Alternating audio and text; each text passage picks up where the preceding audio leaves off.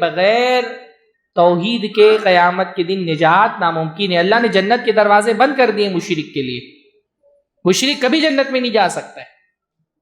اسی لیے تو شیطان سب سے پہلا حملہ ہمارے عقیدے میں کرتا ہے. اس کو پتا ہے اس بندے کی اگر توحید خراب کر دی, اس کے عقیدے میں اگر بگاڑ آ گیا, تو پھر یہ عمل کرتا رہے. شیطان چھوڑ دیتا, جاؤ عمل کرو.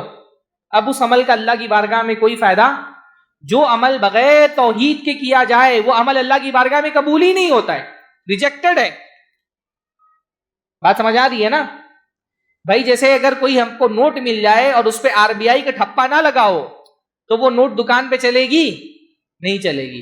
ایسے ہی کتنی بھی بڑی نیکی ہو, اگر اس پر ایمان کی مہر نہیں لگی ہے, وہ نیکی اللہ کی بارگاہ میں ریجیکٹڈ ہے, قبول ہی نہیں کی جائے گی. وَقَدِمْنَا إِلَى مَا عَمِلُوا مِنْ عَمَلٍ فَجَعَلْنَاهُ هَبَاءً مَنْثُورًا.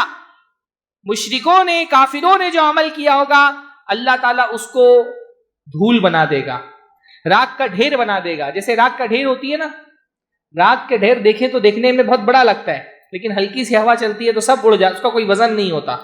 ایسے ہی مشرک کے عمل کا قیامت کے دن کوئی وزن نہیں ہوگا.